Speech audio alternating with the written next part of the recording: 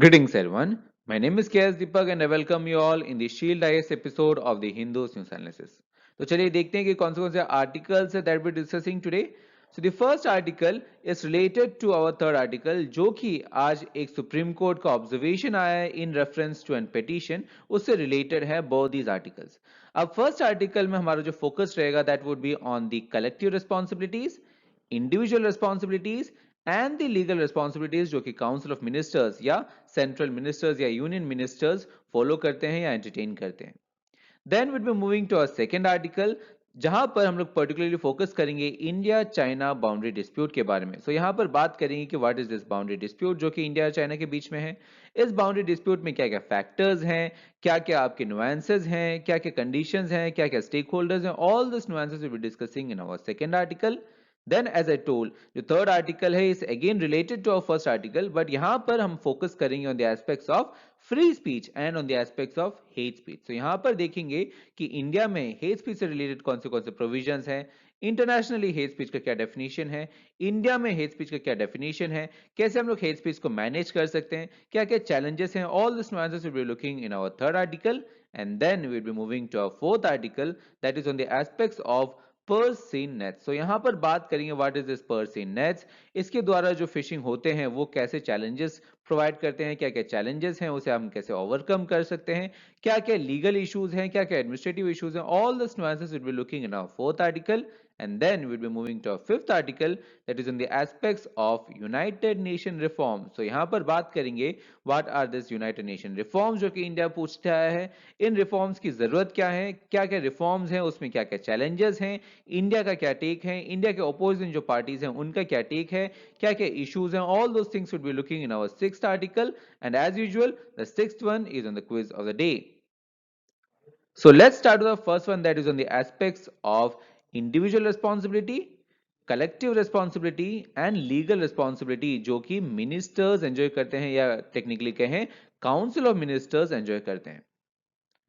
जैसे मैंने इनिशियली कहा ये जो रिस्पॉन्सिबिलिटीज ऑफ मिनिस्टर्स हैं आज का जो फर्स्ट आर्टिकल है और थर्ड आर्टिकल है, all this issues is coming out of the petition जो कि सुप्रीम कोर्ट हियर कर रहे थे और उसमें काफी सारे डिसीजंस आए हैं इन अगेंस्ट द पिटीशन के अगेंस्ट में डिसीजन आया है, एक मेजॉरिटी रूल आया. अब ये जो पिटीशंस हैं ये petition was a very crucial one और उससे निकलते हुए जितने भी जजमेंट्स थे उसके ऊपर आज का आर्टिकल या आज के न्यूज़पेपर्स में काफी सारे आर्टिकल्स कवर किए जा रहे हैं. एंड क्योंकि first article is particularly focusing on the responsibilities of ministers और इसीलिए यहां पर हम लोग देखेंगे कि जो काउंसिल ऑफ मिनिस्टर्स है पर्टिकुलरली कहें यूनियन लेवल पे या सेंट्रल लेवल पे जो काउंसिल ऑफ मिनिस्टर्स हैं वो क्या क्या रेस्पॉन्सिबिलिटीज होल्ड करते हैं. सो प्लीज रिमेंबर कि स्टेट लेवल पे जो मिनिस्टर्स हैं, स्टेट लेवल पे जो काउंसिल ऑफ मिनिस्टर्स हैं वो भी काफी सारे रेस्पॉन्सिबिलिटीज होल्ड करते हैं. But today's article is focusing on those responsibilities जो कि सेंट्रल लेवल के काउंसिल ऑफ मिनिस्टर्स होल्ड कर रहे हैं. सो विद दैट अंडरस्टैंडिंग अब देखते हैं कि क्या क्या रेस्पॉन्सिबिलिटीज हैं. The first responsibility is known as collective responsibility. So यहां पर आप इसे कलेक्टिव रेस्पॉन्सिबिलिटी कह सकते हैं या टेक्निकली जैसे हम कहते हैं as doctrine of collective responsibility या प्रिंसिपल ऑफ कलेक्टिव रेस्पॉन्सिबिलिटी. अब ये जो कलेक्टिव रेस्पॉन्सिबिलिटी है जो कि सीओएम या काउंसिल ऑफ मिनिस्टर्स कहीं ना कहीं एंजॉय करते हैं, that is given in the constitution. संविधान के आर्टिकल नंबर 75 में ये क्लियरली कहा गया है that the council of ministers और COM is collectively responsible to the Lok Sabha. Please remember this council of ministers is at the union level, that is why हम लोग अब अपना यूनियन लेवल पे जो असेंबलीज हैं उसकी बात करें दैट इज लोकसभा. अगर स्टेट लेवल की बात करेंगे तो स्टेट लेवल के जो काउंसिल ऑफ मिनिस्टर्स हैं वो भी कलेक्टिवली रिस्पॉन्सिबल होते हैं to the lower house of the state assembly. But क्योंकि आज का आर्टिकल सेंट्रल लेवल पे फोकस है that is why article 75 is there. The same time यहां पर this means that all the ministers on joint responsibility to the Lok Sabha for all their acts of omission and commission. Second responsibility जो कि ministers hold करते हैं at the union level is the individual responsibility. So यहां पर जो article number 75 है it is a source of collective responsibility. At the same time ये article number 75 individual responsibility जो कि सीओएम होल्ड करते हैं या सीओएम एंजॉय करते हैं उसका भी सोर्स है. सो यहां पर ये क्लियरली कहा गया है, it states that the ministers that is council of ministers at the union level, so ministers hold office during the pleasure of the president. That means अगर प्रेसिडेंट चाहे the president can remove a minister even at a time जब council of ministers confidence enjoy कर रहे हैं at the lower Sabha या Lok Sabha. But please remember ऐसा generally नहीं होता है। For removal of N minister, president को किसी भी प्राइम मिनिस्टर का, जो कि एज ऑफ नाउ आपके काउंसिल ऑफ मिनिस्टर्स के हेड होते हैं, उस प्राइम मिनिस्टर का भी अप्रूवल लेना होता है, उस प्राइम मिनिस्टर का भी एडवाइस लेना होता है। So it is not like कि प्रेसिडेंट चाहे तो कॉन्फ्रेंस हो ना हो, वो यूनिलैटरली किसी भी मिनिस्टर को काउंसिल ऑफ मिनिस्टर से हटा नहीं सकते। So that is the technicality behind this aspect. Another responsibility is the legal responsibility. So please remember कि इंडिया में there is no legal responsibility to the Council of Ministers. अगर Britain की बात करें जहां से ज्यादातर हमारे कॉन्स्टिट्यूशन के हिस्से लिए गए हैं, सो ब्रिटेन के कॉन्स्टिट्यूशन में एक मैकेनिज्म है, एक काइंड ऑफ आपका प्रपोजल है, जहां पर जब प्रेसिडेंट कोई भी ऑर्डर पास करती हैं या प्रेसिडेंट कोई भी ऑर्डर पास करते हैं, then that order, that proposal is countersign by an minister. For example, मान लीजिए कि प्रेसिडेंट ने डिफेंस से रिलेटेड कोई प्रपोजल साइन किया है या कोई ऑर्डर साइन किया है, देन उस मिनिस्टर जो कि डिफेंस इंडस्ट्री को देखेंगे या उस डिफेंस के नुआंसेस को देख रहे होंगे, जनरली द डिफेंस मिनिस्टर उस प्रपोजल को या उस ऑर्डर को काउंटर साइन करेंगे। Now, such a system, such a requirement is not there in India. Please remember that is not there in India. So, India में there is no legal responsibility. So ये जो responsibilities हैं, these three responsibilities, आपकी collective responsibility, individual responsibility and legal responsibility, इन तीनों responsibilities से मिलकर ही आपकी जो एग्जीक्यूटिव है that becomes accountable to the parliament, or that become accountable to the parliament's nuances, and that is why this is one of the major features of parliamentary form of government in India. With that understanding, now let's move to our next article, that is on the aspects of India China boundary dispute. अब ये जो India और China का जो boundary dispute है, it has been spanning for a long time. At the same time काफी सारे factors हैं, काफी सारे नुएंसेस हैं, और इसकी वजह से ही एक कंटेंशियस टॉपिक रहा है, और इसीलिए क्वाइट ऑफन ये टॉपिक जो है वो आपके मेन स्ट्रीम मीडिया में आ जाते हैं। And that is why we have already covered this topic in our 13th December video, जहां पर we have actually mapped the India and China boundary dispute। तो जितने भी nuances हैं आपके, कब से स्टार्ट हुए, कौन से आपके स्टैंड आउट्स हुए हैं, क्या क्या उसमें इश्यूज हैं, क्या क्या एग्रीमेंट्स हैं, all those things we have discussed in our 13th December। At the same time, we have also discussed कि आपकी eastern sector, central sector, western sector, हर एक सेक्टर में कौन से हैं पॉइंट ऑफ कंटेंशन, कौन से पॉइंट ऑफ कॉन्फ्लिक्ट्स रहे हैं, स्टैंड ऑफ के कौन से पॉइंट्स रहे हैं, कैसे अभी आपके ईस्टर्न सेक्टर में चेंजेस आप देख रहे हैं, कैसे आपके तवांग में आप कॉन्फ्रंटेशंस देख रहे हैं। So all this nuances we have discussed in our 13th December video itself. So please refer to the video so that you have a very good understanding of the India and China boundary dispute. With that, now let's move to our next article, that is on the aspects of comments जो कि justice Nagarathna जी से आ रही हैं। सो ये जो justice Nagarathna जी हैं, सो justice Nagarathna जी ने particularly अपने कमेंट्स जो हैं वो स्पीच के ऊपर फोकस किए हैं, जहां पर शी इज टेलिंग कि जो मिनिस्टर्स हैं, जो पब्लिक फंक्शनरीज हैं, they should be more responsible in their speech, और जहां पर इनके जो कमेंट्स हैं that is particularly focusing on the aspects of hate speech. और इसीलिए इस आर्टिकल में देखेंगे कि हेट स्पीच का क्या क्या नुएंसेस हैं, हेट स्पीच का क्या डेफिनेशन है, क्या क्या आपके एट्रीब्यूट्स हैं, और कैसे हम कंट्रोल कर सकते हैं हेट स्पीच को। So let's start with our first basic question, that is what is hate speech? Hate speech होता क्या है? So hate speech simple terms में अगर समझें, hate speech एक तरीके का ऑफेंसिव डिस्कोर्स होता है जहां पर आप टारगेट करते हैं किसी भी ग्रुप को या इंडिविजुअल को based on their inherent characteristics. अब ये जो इनहेरेंट कैरेक्टरिस्टिक्स हैं, ये उनके रेस हो सकते हैं, रिलीजन हो सकता है, जेंडर हो सकता है, नेशनलिटी हो सकता है, कुछ भी हो सकता है। अगर उनकी इनहेरेंट कैरेक्टरिस्टिक्स के ऊपर आप किसी भी डिफेमेटरी लैंग्वेज यूज करते हो, डिस्क्रिमिनेटरी लैंग्वेज यूज करते हो, पेजोरेटिव लैंग्वेज यूज करते हो, जो भी ऑफेंसिव हो नेचर में, देन उस स्पीच को, उस कम्युनिकेशन को हम लोग कहते हैं हेट स्पीच। अब इसके साथ साथ आपको यहां पर यह भी ध्यान रखना है कि there is no universal definition of the hate speech. जैसे हम लोग टेररिज्म की बात करते हैं, सो वी ऑफन टेल कि टेररिज्म को चैलेंज करना इसीलिए मुश्किल है कि टेररिज्म का कोई भी ऑफिशियल या यूनिवर्सल डेफिनेशन नहीं है, कोई लीगल डेफिनेशन नहीं है जिसका रीच हो ग्लोबल लेवल पे हो। सिमिलरली यहां पर भी हेट स्पीच का भी there is no universal definition, कोई भी यूनिवर्सल डेफिनेशन नहीं है। इवन दो काफी सारे एंटिटीज ने, काफी सारे फोरम्स में डिफरेंट डिफरेंट डेफिनेशंस और different different depth of perceptions हमने देखे हैं। फॉर एग्जांपल, अगर आप United nation strategy and plan on action on hate speech के डॉक्यूमेंट में देखेंगे तो वो डिस्कस करते हैं, वो डिफाइन करते हैं हेट स्पीच को as any kind of communication. ये हो सकता है कि स्पीच हो, या हो सकता है राइटिंग हो, बिहेवियर हो, जहां पर आप अटैक कर रहे हैं या डिस्क्रिमिनेटरी लैंग्वेज यूज करते हैं या पेजोरेटिव लैंग्वेज यूज करते हैं जो कि किसी भी पर्सन या ग्रुप के ऊपर हो, और वहां पर आप उनके इनहेरेंट कैरेक्टरिस्टिक्स, फॉर एग्जांपल आप उनके religion, ethnicity, nationality, race, colour, descent, gender और कोई भी दूसरे आइडेंटिफाइंग फैक्टर के ऊपर अगर आप कोई भी डिस्क्रिमिनेटरी लैंग्वेज यूज करते हैं, then that type of communication is said as hate speech. That is the definition according to United Nations document.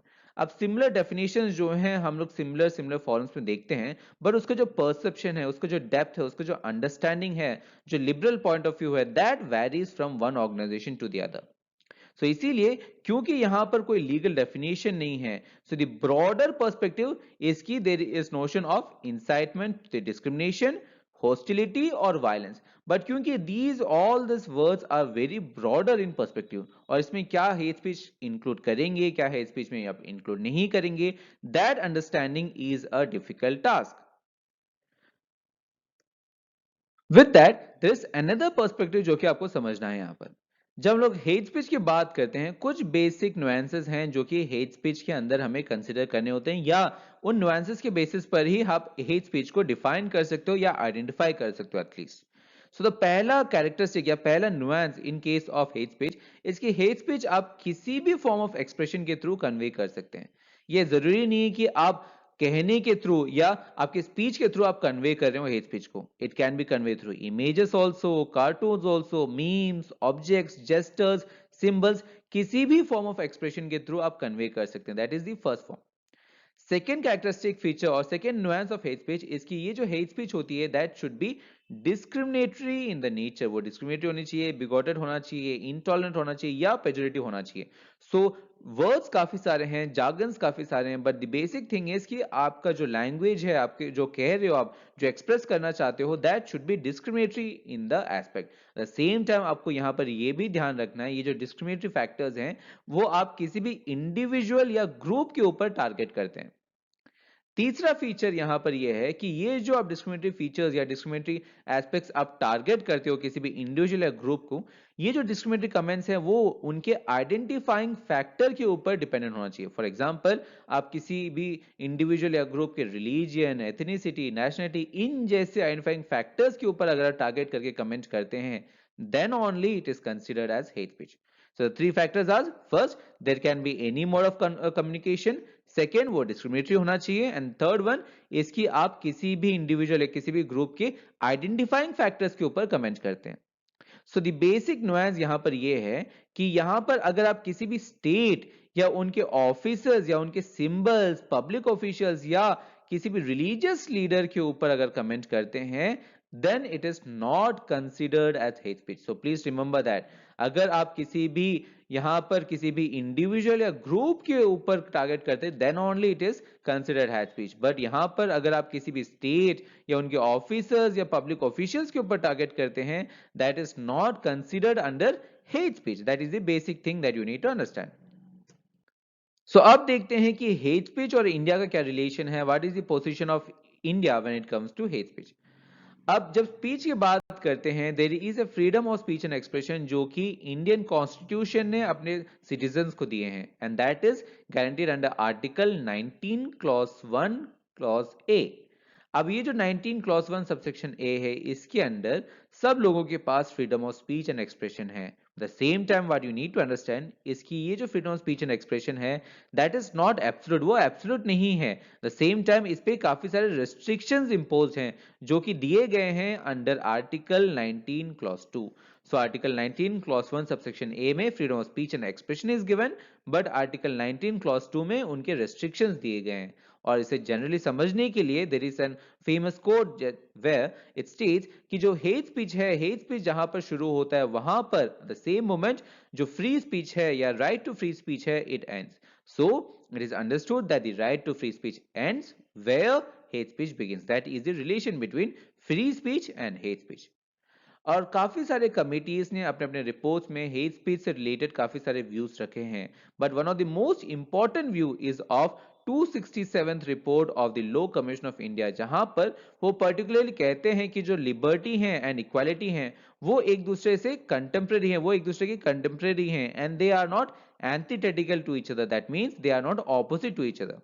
सो वहां पर ये कहते हैं जो लिबर्टी देने की जो इंटेंशन था, that is not to disregard the weaker sections, वो वीकर सेक्शंस को डिसरिगार्ड करने के लिए नहीं है, बट उन्हें एक इक्वल आवाज देने के लिए। एट द सेम टाइम जो इंटेंट है इक्वालिटी देने का, that is not to restrain, ये जो रिस्ट्रेन्स हैं, ये जो वीकर सेक्शंस को जो आवाज दे रहे हैं उसके सेम टाइम पे आप रेस्ट्रिक्शंस प्रोवाइड कर रहे हैं, सो उसमें इक्वालिटी जो है, equality is not to restrain this liberty, वो इस लिबर्टी को रिस्ट्रेन करने के लिए नहीं है, बट इस लिबर्टी को इक्वल फॉर्म में बैलेंस करने के लिए है। जो इंडियन सोसाइटी का जो मल्टीकल्चरलिज्म है, जो प्लूरल वर्ल्ड है, जो आपके मल्टीपल व्यूज हैं, उसे रेस्पेक्ट करने के लिए कहीं ना कहीं इक्वालिटी और लिबर्टी है, and that is why equality और लिबर्टी जो है वो हैंड इन हैंड चलते हैं, वो एक दूसरे से ऑपोजिट नहीं है। अब देखते हैं कि कौन से पीनल प्रोविजंस हैं हेट स्पीच से related. So the first penal provision is section 153A and 153B of IPC. So IPC का जो 153A है और 153B है, इसमें ये कहा गया है that अगर कोई आदमी कोई भी एनिमिटी कॉज करता है या हेट्रेड कॉज करता है between any two groups, then उसे हम पनिश कर सकते हैं, उसके अगेंस्ट हम लोग कोएर्सिव मेजर्स ले सकते हैं। देन कम्स आईपीसी का धारा 295A। So section 295A of IPC जो है, it particular deals with punishing acts जो कि डेलिबरेटली और with malicious intent causes outrage the religious feeling of a class and person. So अगर आप किसी भी ग्रुप्स के अगर रिलीजियस फीलिंग्स में कोई भी इश्यूज क्रिएट करते हैं, आउटरीच क्रिएट करते हैं विद एन इंटेंशन, या आप जानबूझ के करते हैं, डेलिबरेटली करते हैं, सो आपको सेक्शन 295A के अंदर चार्ज किया जा सकता है, आपके अगेंस्ट चार्जेस लगाए जा सकते हैं, अगेंस्ट कोर्सिव मेजर्स ले सकते हैं state. Then comes the section 5051 and 5052 of IPC. So 5051 और 5052 of IPC जो है, it is particularly related to the publication, जैसे हमने इनिशियली डिस्कस किया। जो आपकी हेट स्पीच है वो जरूरी नहीं है कि वो आप स्पीच के थ्रू कन्वे कर रहे हो सकता है कि आप लिख के कन्वे कर रहे हो या एक्सप्रेशंस के थ्रू कन्वे कर रहे हो।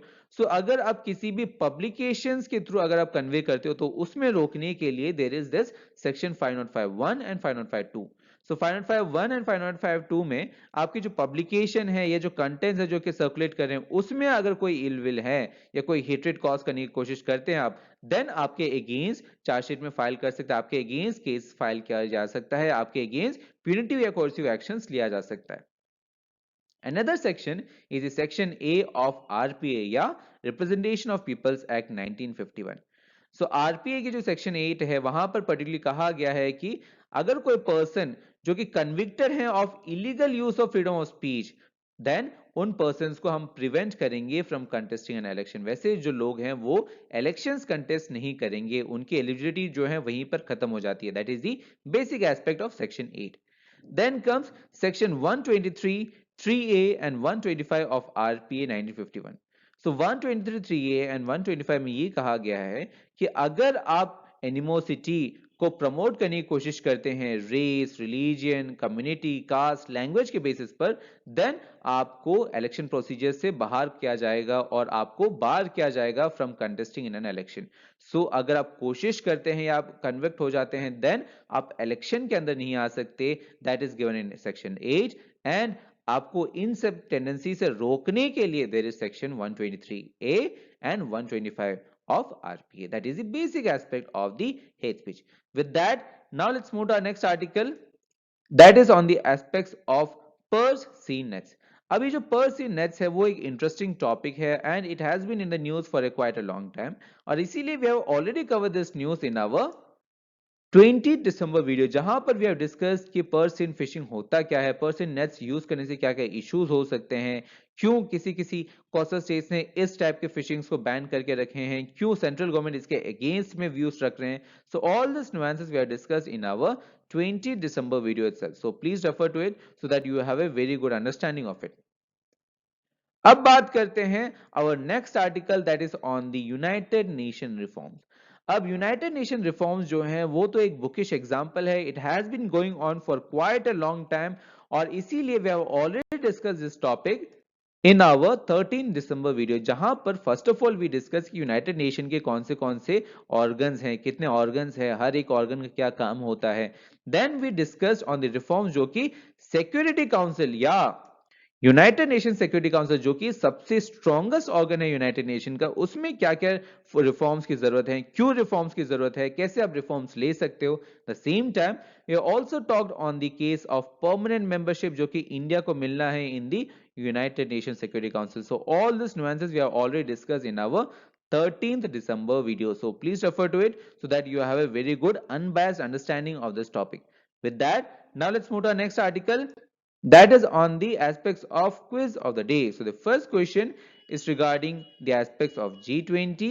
The second question is on the global biodiversity framework. So again, both these questions are based on current affairs. So in questions को attempt करें, और इन questions के जो solutions हैं in the form of an PDF will be given to you, जिसका जो link है वो आपको वीडियो के डिस्क्रिप्शन में मिल जाएगा। As well as जो PPT है जिसके ऊपर हमने एनालिसिस किया, that also in the form of PDF you will get a link in the video's description also. So stay tuned for more content. Thank you.